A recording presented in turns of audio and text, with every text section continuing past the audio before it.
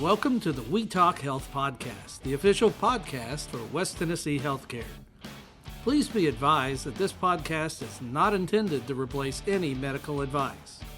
Always follow your medical professional's advice and direction. Nothing said in this podcast is intended to supersede or supplement the direction of your medical caretakers. If you have any questions, please reach out to us at wetalkhealthpodcast@gmail.com, and we will do our best to answer any questions you may have. Welcome to another episode of We Talk Health. My name is Kwasigroh, and joining me in the studio today is the Pastoral Care team for West Tennessee Healthcare. We have Scott Bloodworth, Yohannan Jacob, and Roland Gill. Fellas, how's it going? Y'all doing okay? Good. Thank you for having us Good. today. Thanks for coming in today. Again, I apologize that I forgot, but I'm glad we were able to make this happen. Cool. So like I said, we're going to be talking about the Pastoral Care team and the value that they bring to not only patients at West Tennessee Healthcare, but staff members as well. But before we get into that, I'd like to get to know you guys a little bit better.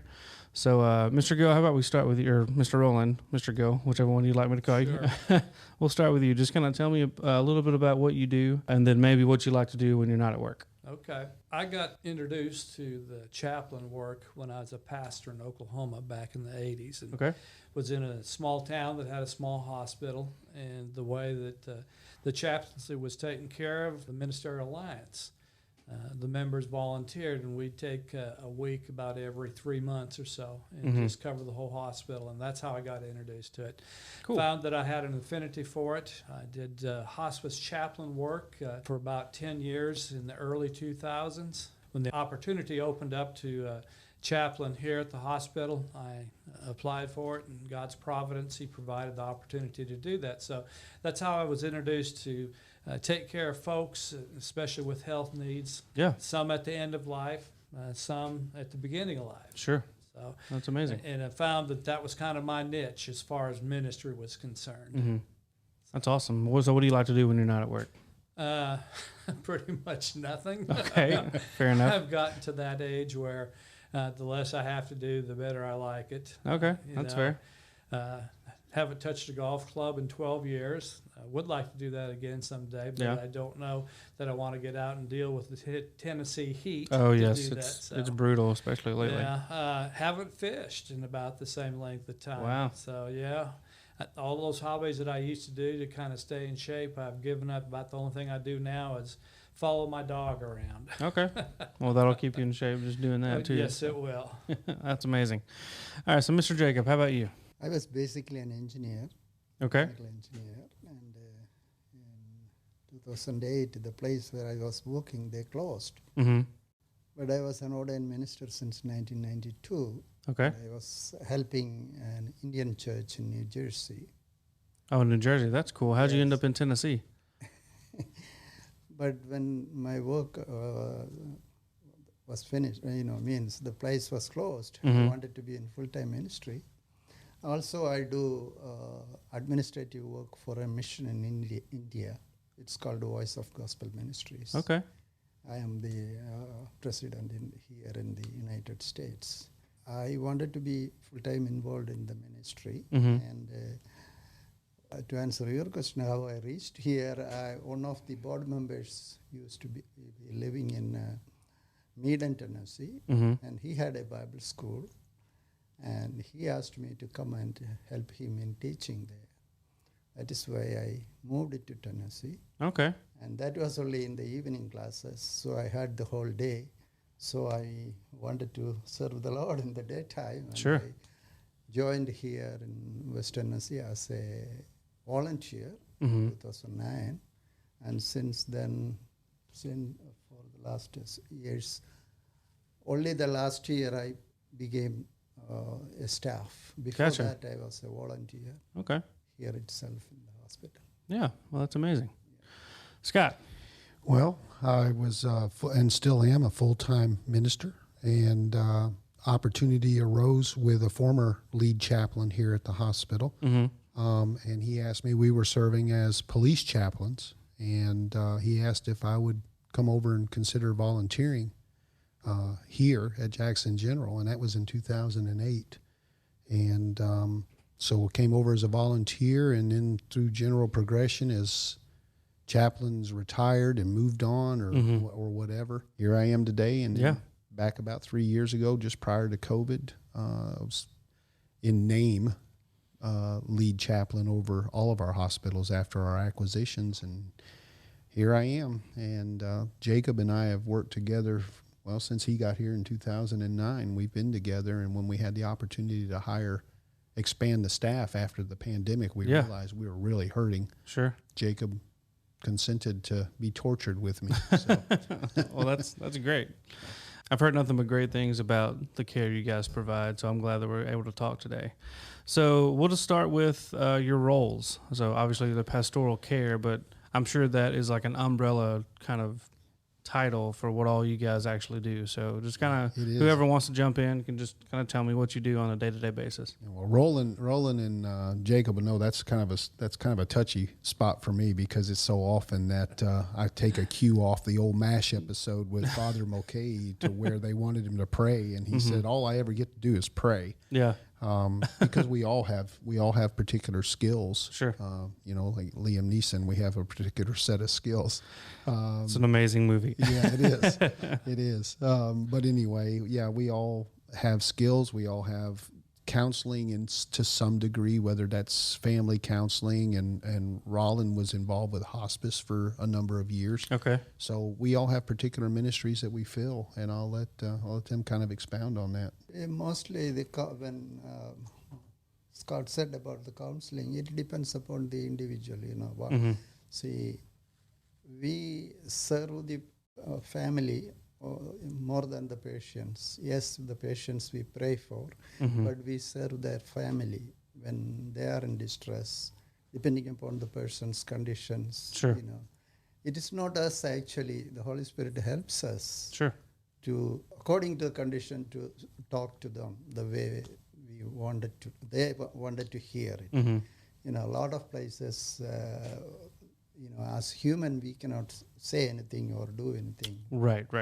But the Spirit helps us to deal with the situation in the proper perspective. Sometimes you don't have to speak out in anything, but just be there and hug them, give them a hug or a pat on the shoulder. That alone will, console them. Yeah. So, in general, we pray for the patients, but as well as for the families. But more than that, we give them they feel comfortable. Yeah, Jacob, when he talks about the fact that, we let the Spirit lead us and guide us, I get asked, and I know these two gentlemen do, the nurses will make the comment, "I don't know how you do this." And for my response, I don't know how I do it either. It's through the power of the Lord, because I can't do this on my own. I don't know how I do it. Absolutely. I really don't. Yeah, I've had several conversations with people who work in hospice, people who are nurses, and I definitely couldn't do it, because there's a potential to be around death, and you guys are kind of at the forefront of that at times, and that leads me to my next question: is how do you guys, like, for your own mental health, I guess, how do y'all separate work from your normal life, and how does that affect you? I'll let Raleigh kind of lead that one off. Well, it can be tedious if you allow it to, but again, going back to what Jacob said about allowing the Spirit to guide us and to direct us. I try to learn as much as I can about the family and the patient before I go to see him. Sometimes that works, sometimes that doesn't. But for me especially, I've learned through the years that I need to be able to listen to hear what's going on, and then as I'm directed by my training and the Lord working at that minute. It's amazing when you're dealing with a family, and I'm going to get to what I do to cope. It's amazing when you get a family and they're all over the place, but when you say, well, let's go ahead and pray about this, and you begin to pray, and it's just like we're opening up communication with God. And there seems to be a settling effect to that. People that were crying or whatever start to, it's almost like the Spirit's speaking to them directly. And I pray that that's what's going on, because the Spirit can do so much more than what we can as human beings anyway, to help, of course, mitigate in a circumstance like that. So now, how do we keep from taking it home? Well, sometimes we're not able to keep from taking it home. Sure. And especially when you seem to have one thing, and especially this is true on the death and dying side of it, or you've got a patient in a family that are really suffering. It's hard not to take that home. But what I try to do is when I get in the car with my wife in the evening, I just try to decompress. I'll give her a recap of my day, how things went, and I'll let her know if something really has bothered me, and then she'll know how to talk to me and encourage me around that. So I use my wife to help get me settled back into reality. Of course. To help with that as well. Then it helps to have although she's not a therapy dog, for me, she's a therapy dog. Yeah, of course. Let her get up in my lap and pet on her, and Yep. you can just kind of allow those things to move out of the fore. And of course, the ultimate thing that helps through all this is just trusting this to the Lord. Sure, of course. You would expect to hear that from a group of chaplains. Right. Well, you know, at times you guys are well, always you guys are human as well, just like people who aren't chaplains. So We get asked from time to time that very question, what do we do to cope? Because we try to teach coping to our staff. Like Jacob said, the nurses will call us for the patients, but we're there more for the families. Right. I've been dealing a lot with staff. We've started doing debriefings, defusings, and full intent to be trained to continue that training with Roland and Jacob. And so we talk to the staff and we help them. We talk about these are skills that you can use to cope, and we don't often think about that for ourselves. I've just recently started utilizing a meditation app.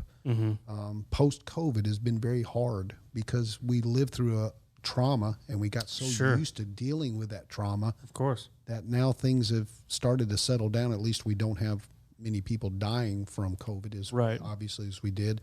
And that's been kind of a tough place to become reaccustomed to life as usual. So you have to have somebody to talk to. Absolutely. Spouses and friends and family, and certainly our congregations, members of our congregation. Well, you brought up COVID, and I wanted to ask about that. So obviously, everyone has their own answer when it comes to like what COVID looked like for them, because it was crazy for everyone in some aspect or another. But how did y'all's job change, if it changed at all? I feel like it could be more intense. Like I saw you walking across the street a couple of times, and you always had on, the PPE that everyone had to have on. But there were a few times that I drove past, and I could just like look at your face, and I could tell you're kind of discouraged at times. Death was overwhelming. I was talking to EMS, to an EMS technician. I don't know what you call him. I'm going to call him a hero. Sure. We were having that discussion, and he was talking about the fact, well, we need someone who's used to dealing what we're dealing with, the things we see every day. And during that time, especially, I don't know about dealing with the trauma of injury, personal injury, but when you are going from room to room and you're losing patients within minutes of each other, over 600 for me personally, that's going to have an impact on you. And I think I can pretty much relate to the losses. And I've got friends that served as chaplains with the Army, and they were amazed that they saw more as civilians, death as civilians, and dealing with that death as civilians than they ever did in the military. Right. So, yeah, it definitely impacted. I went from everything through the first wave of eating potato chips and blowing up like a blimp to then through the second wave when it was much deadlier, I think, to losing weight down to marriage weight 30 years ago, and now coming back up. I may catch you, Will. But, it was devastating. Yeah, for sure. Yeah, what was y'all's experience with COVID as far as being a pastor at the hospital? COVID times, actually, I joined after that. Oh, okay. Okay, as a staff. Only a few times I had to be with the COVID patients. Gotcha. And even when visiting, these other two chaplains take care of them. They leave me away from there. I gotcha. Yeah, so I didn't. I was only once I had a COVID patient's death. I witnessed it.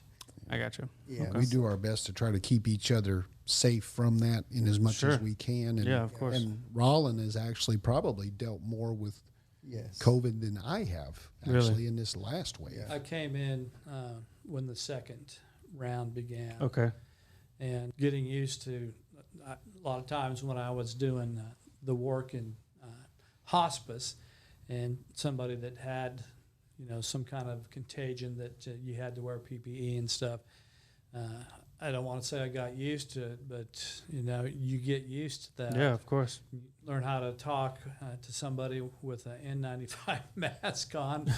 Have to speak a little louder. Right. Yeah. And a lot of them, of course, most of the time, if they were on a vent, they were sedated and just totally out of it. So you're speaking to their families then. Mm-hmm.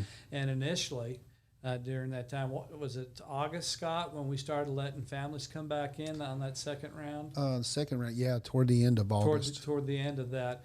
And so then we were able to start dealing more with families and, just dealing with the patients themselves. A lot of times they were not able to communicate with you. And so it was a matter of going in and looking at them, seeing what they're going through, asking questions of the nursing staff, and then praying for them and praying for their families. And then you get to start dealing with their families. And they want an explanation of why this is happening. And, you go, I wish I could give you an explanation of why this is happening this way.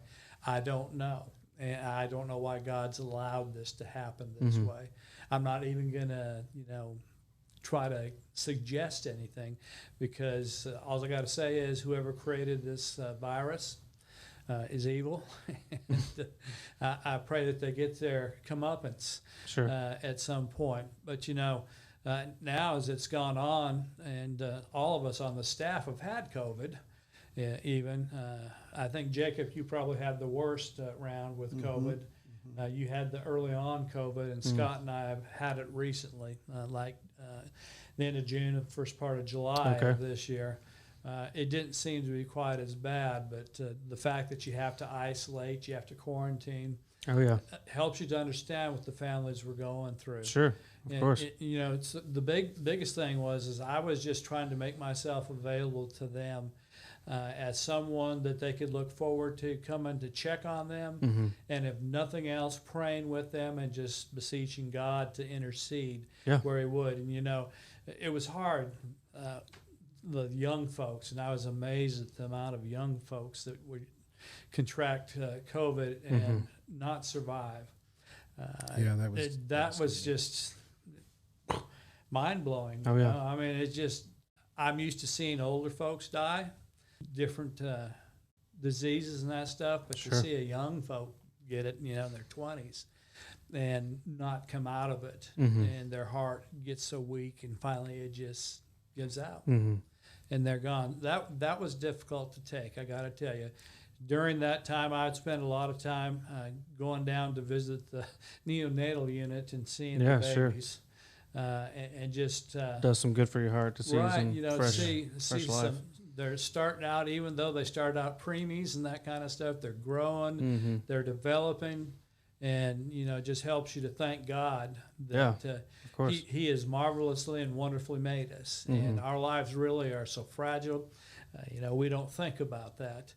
So there's no guarantees in life. Right. Very true. Very true. We've kind of expanded with this. We're looking for new ways. We're, like I said, we're doing bereavement. We do adult bereavement. We do perinatal bereavement. Adult, counseling. We're doing debriefings with the staff. Now that was an area that was really a kind of a sore spot, was that we had staff that working through all of this. That was one of the things that caught everybody's attention, administrations as well, that our nurses, doctors, EMTs, EMS, the whole gambit were under so much stress. Oh, sure. And had no way to blow that off. I mean, we have our employee assistance, EAP program, but still, they're not always available to cross the street and come visit. And of course. That's where we fill that role. We're that front line. I was going to ask, what did ministry to the staff look like during that time? We've got different faith backgrounds within staff.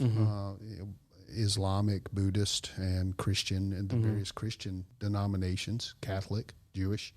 A lot of that has to do with every day. I mean, as Christians, we minister to everybody best we Right, can, and if we can't, then we'll seek those resources out, whether it's an imam, a para-rabbinical, things that we are not qualified nor I guess blessed to be able to do. Mm-hmm. So we generally, it comes down to what Jacob said. It's sitting and listening and letting them vent and sitting. It's not our place to judge. Sure. And, our nurses and doctors are sometimes just like the military. They can use some very colorful metaphors to describe what they're seeing. Oh, I'm sure. Absolutely. And, people think, oh, I'm so sorry, Pastor. I didn't mean to say that. Well, yes, you did. And I'm glad that you respect me enough, or at least have that honor me enough to be able to tell me what is exactly on your mind. Right. Yeah. That you're dealing with. That was going to lead me to my next question is the patients you guys see, just like some of our staff, are not all Christians. Some are very likely to be agnostic or atheist, yes, or Islamic or Buddhist, like you said. So what does care look like for people who don't believe the same as you guys do?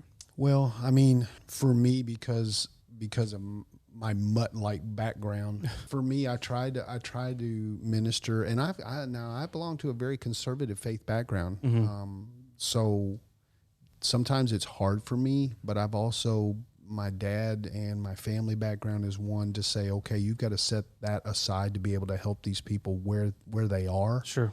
And that's what the Master did. As Christians, first and foremost, I would like everyone to come to a saving knowledge of Christ. Right.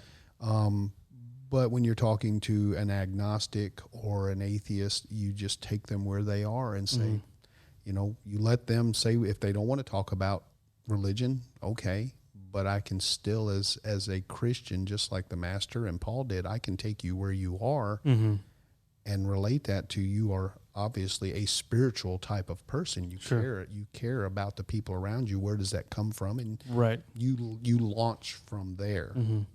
And Jacob and Raleigh are probably more skilled at that. I'm not a soul winner from the word go. I'm a minister. And that comes into that. I've got members of my own congregation that I would launch after someone to go be a soul winner. I'm a preacher and a teacher. So that's a different skill than what these other two gentlemen have. For sure. Perhaps. Yeah, I have a background of being an atheist till the age of 35. Okay. And I have, I studied religion also. So I can identify with the people where they are. Just like Brother said, I can identify and stand from their standpoint and then bring, Jesus into their life. That's amazing. Yes, I did that many times. Even in this hospital, I was able to lead the patients to the faith of Christ. And that's a few times. Yeah, and that's one of the things, and I think Raleigh and Jacob know this as well as our other chaplains, because we do have, we have a chaplain at night, John Paisley, who is our night shift chaplain. He works into the evening, late afternoon, early evening, and when we just hired a chaplain for Dyersburg Hospital, so we're kind of expanding. Yeah, that's great. But one of the things that is so difficult is the constraints of the state working for a not-for-profit hospital, a community hospital. We have to be very particular and very careful in how we approach people. I mean, we don't get to kick open the door and say, hey, let me tell you about my Lord and Savior Jesus Christ. Right. We allow the patient to dictate that conversation. I mean, we can't do it like in the old days. You had the street preachers and the Bible thumpers. Already came in with the presupposition that you were lost and going to hell, and they were going to force the gospel down your throat. The approach is a lot different for us. What we try to do is we want to respect the folks, and we're respectful of them. We want to know that there's power out there, there's power for healing out there, there's love out there, and we just want to love on them, because that's what Jesus did with people, is he loved on them. That's exactly right. And as we have opportunity to lift up prayers for healing for them, we'll lift up prayers for healing for them, or at the very least pray for they're having procedures, and pray for their physician and his team to have the wisdom and the the focus to do the procedure precisely, and so that it'll have the desired effect. So we try to, at least I do, and I think Scott and Jacob are pretty much the same way. Some of our other volunteers I'm not so sure about, but we try to work in concert. Yeah, that's great. With the folks. And some of the nurses amaze me because they're in the heat of the battle all the time, and I like it when they feel free to express their frustration and let out whatever they need to let out. And I'll encourage them and say, well, God knows exactly what you're thinking, and right. He feels for you. And can I pray for you all right now? And offer that, and they'll accept that. You know, they respect us enough at least to let us lift them up in prayer. Yeah, in for that sure. regard. So, the situation here at the hospital is because of the needs, and because of the fact that this is a hospital and we're ministering to healthcare needs. It takes time. It takes from you, and when you're giving that out to help people, you need to be replenished with strength. Yeah, that's right. Can't pour from an empty cup. We as chaplains know that our source of strength is from the Lord. Right. And so we try to draw attention back to that. And again, I'm not going to pull my hammer out and beat them in the head saying, you got to accept this or else. Right, because right. God doesn't work that way. Yeah, I've been in church 9 months before I was born. Like I grew up going to church, and when I went to college, I kind of slowed down a little bit. I won't say I was like rebellious, but I was very much. I'd gone to a church very similar to that of gotta accept God, you're gonna burn in hell if you don't. Yeah. And for the longest, I believed that, and I still believe that, but it was so forceful that when I got to college and could make my own decisions, I didn't run away from the faith by any means, but I was very hesitant to even go to a church when I was in Martin because I was kind of afraid of that being, I guess, what I was going to experience again. And it at times was such a very negative experience. But being the hands and feet of Jesus requires you to love people more than judge. Yeah. And that's amazing that you guys can set aside your own personal beliefs in that sense to love people the way they need and love them where they are. Yeah. Whether they're Christians, whether they're atheists, agnostic, whether, whatever, just loving people the way they need. That to me is how people are going to see Christ. Well, that's the thing is I constantly have to tell myself and remind myself. People think it just comes naturally, but it doesn't, because of being who we are and believing in the Word. I understand that you got two extremes there, most certainly. I mean, we want everybody to go to heaven, right? That's what everybody wants. Sure. We don't often talk about the alternative, and that is where I have to constantly remind myself is that you are not the judge. Mm-hmm. That's the Lord's job. My job is to help people in this life, and it's become kind of cliche to for people now to say, "I'm not your judge. I'm not your judge. I'm not going to judge you. Don't be a judge." Mm-hmm. Well, that's the truth. The Lord is the judge. He will judge all things rightfully.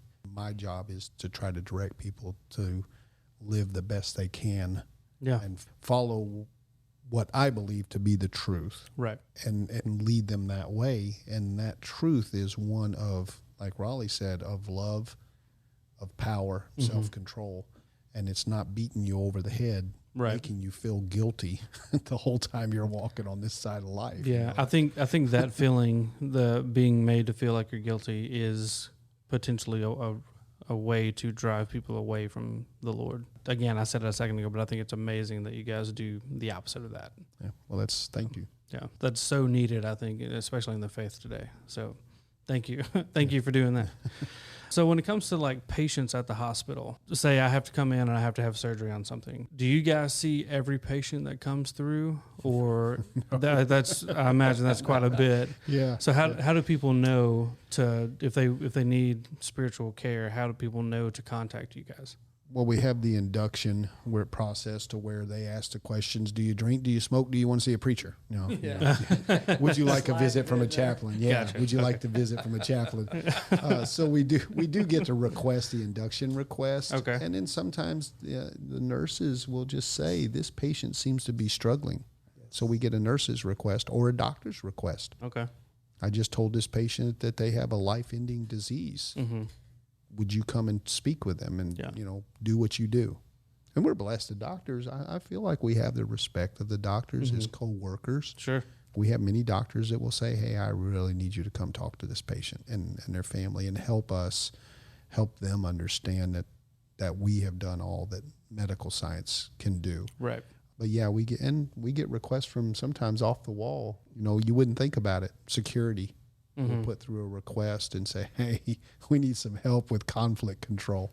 Wow. So, What I have found working in a hospital setting as opposed to hospice, and for that matter, even in church work, is that one of my fundamental beliefs is that God created the church, us as people being the church, not a building, so that we could be out in the world and touching the world where it's at. And here at the hospital, what better place? Yeah. They used to get mad at preachers that said, you got to go to the jail and preach the gospel there. Well, I don't want to go to the jail.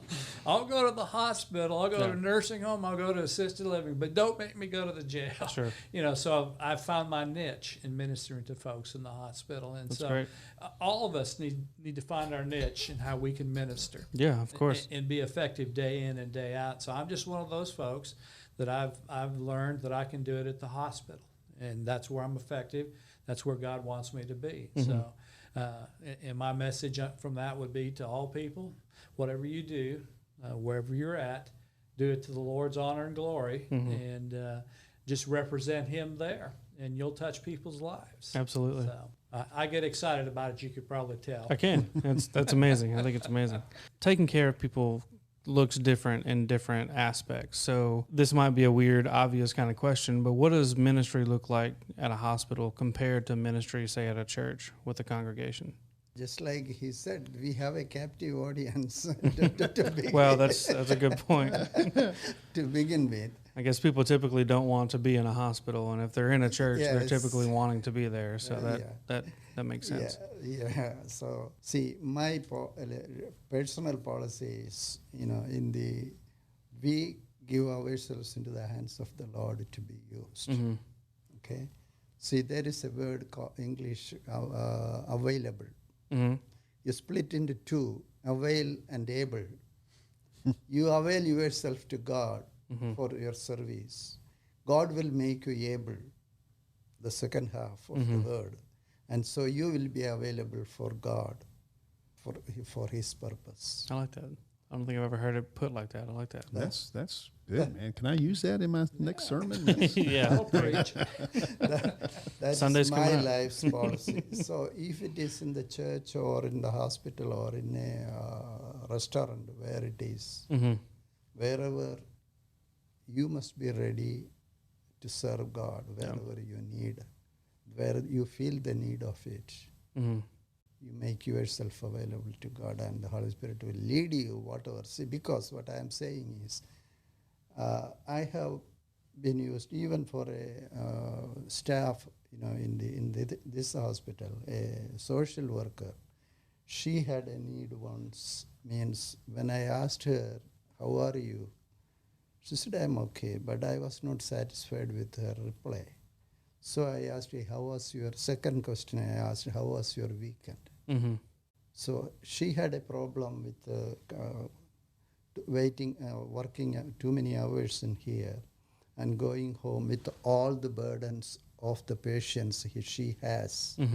And she could not empty herself, and because her dealing with her spouse and the children she had only one daughter, was all messed up because she was carrying that weight of the patients with her. So she explained all these things to me. So this is how my weekend was. When I went home, I was late to begin with. Secondly, the dinner was not ready. So when the husband came from the work, he got mad. And the girl, a teenager, had a bad day. So she was fighting for her rights. And we didn't talk to each other for 3 days. That was the weekend for her. I didn't dealt with that kind of a situation, but when we were sitting, she asked me into the room. When she said all these things, I said, let us go inside and talk. Mm-hmm. Closed door, and I asked the Lord to do it. So I told her, first of all, you shouldn't take your burdens from this place. Once you get out of this room, It should stay behind. you should leave all these things. No, I cannot, because all the patients are for me. And I'm grinning because he tells me that all the time. yes, because she said, these are all my patients, and those problems are mine. I said, no, it is your job, and you cannot solve them anyway. Mm-hmm. That is That's why true. it is a problem. If it were able to solve it, it will not become a problem. Okay. That's something, pastors at congregations, they don't have to deal necessarily with that, because we never know what we're walking into. That's one of the major differences, is that somebody at church can pull you aside and you know that person right off the bat. Right. You may have known them for 10 or 15 years, but these nurses, we don't always know them. We don't know them. Sure. Yeah, we don't know them. But I told her, my point is, God gave me the wisdom to deal with her situation at that time. So I told her, before you leave home, you make a list of the patients' room numbers and names, and write their issues there. Put on the floor and give it to the Jesus. Lord, you take care of this. I am going home. Okay. You take care of this. Monday when I come back, this should be solved. It is in your hands. And if they're not, you pick it up then. Yeah. Then you come next day, put your hand over again and pray about it. Mm-hmm. Okay? And then before you go to the room, take a 30 seconds prayer for that. Lord, this is the issue with this. You guide me and lead me. Mm-hmm. And she will, you will be, she is a worship leader, so I can enforce her that way. So she, this is done on a Monday. Okay, I told her. Mm-hmm. So those times I was just a volunteer. Yes. And I used to come only 2 days a week. Now also I do that. And when Thursday when I came, she was waiting outside the door for me. She knows the timing. And when she saw all the way other end of the room, she ran all the way and gave me a hug and told me, Jacob, it worked. Jacob, it worked. Yeah, that's great. Okay, so what my point is, it is not my ability or my understanding of the Word of God that leads me, give me the directions to solve the problem, to deal with the person. But the God helps. If you are giving yourself into the hands of the Lord to be used, He will be according to the situation what is needed. Amen. Yeah, we often get, when people see an opening for a chaplain, even the nursing staff will say, "Oh, my pastor would make a wonderful chaplain." And these guys have heard me say this 1,000 times. No, because it's a whole different ministry. Sure. I thought that same thing. I thought, I'm a pastor, I can do this. But it's a whole different creature, because you're walking into, you have no idea what. And you go from one room where someone may be rejoicing over the birth of a baby, and immediately you go to a room where someone has just lost a baby. And that emotional roller coaster, I'm just... Such a drastic difference. Yeah, I'm just going to say it. I don't know many pastors that could do that. Yeah. I've met some really, really great chaplains over the years that were horrible pastors, and vice versa. I think this is something different. It's a unique ministry. It's a unique job. You're having to switch, and this is outsider's perspective looking in, you're having to switch mindsets. So like a pastor has all week to prepare their sermon that they're going to give on Sundays and potentially Wednesdays as well. But like you just said, if there's a family celebrating a birth and then a family who just lost somebody, within minutes you could be going from very happy to very sad. Right. So, and sometimes within seconds. I Yeah. mean, I've had the case and where I was given some bad information this was several years ago, going in to visit with a family. They said, oh, well, they just had a birth, and open the door, and you got a smile on your face. You want to bring comfort and care, Right. excitement with the family, bless this life. And the minute I opened the door, you could feel the weight and remorse in that room. And immediately I realized, yes, they gave birth, but it was not to a live baby. right. And instantaneously you have to shift gears to one of comfort and care for this family rather than rejoicing with them. Right. So it's That's got to be a difficult task. it is. And these gentlemen here are a rarity to be able to shift gears like that. That's a rarity. Yeah. And props to you guys for doing what you do. It seriously is amazing. I'm not a pastor or obviously a chaplain, but I don't know if I could do it. So But you got a great beard. Well, thanks. I appreciate that. a little win for me there, I guess. Yeah, there you go. So I know Jackson General has a chapel, and I know Kirkland Cancer Center does as well. Do all locations have a chapel? All the hospital locations? All of our hospital locations have a chapel. Some of them are a very small room. That is another area of interest. Raleigh and I have had conversations about this in the past, that we have to keep all of our chapels generic, which is in West Tennessee, right in the latch of the belt buckle of Right. the Bible Belt. Right. That's kind of a difficult place to be. Sure. But yes, all of our facilities have chapels. They're not often used.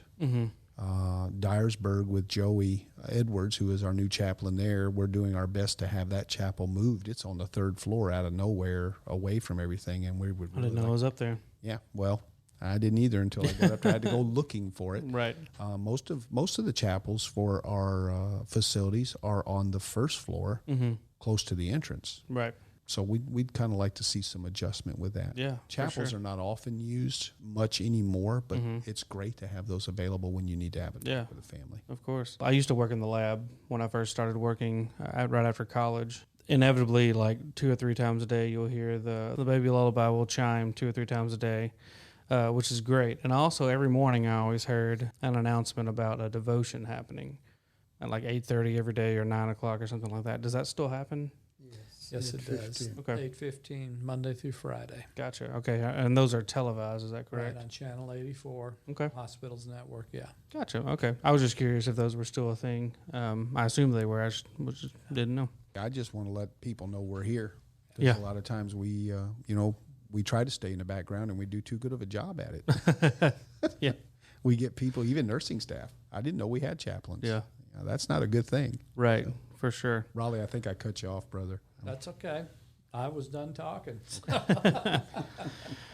Well, I think it's amazing that you guys are quite literally doing the Lord's work within the hospital, and you never know, we as people, we as Christians never know what kind of impact we're going to have on people, whether we're trying to be the hands and feet of Jesus in the moment or not.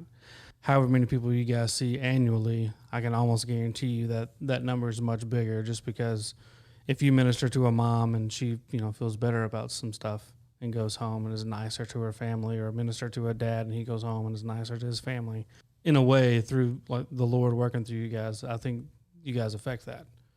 And I don't know where West Tennessee Healthcare, West Tennessee, the location of the state, would be without you guys. Okay. So thank you from the bottom of my heart, thank you for what you do.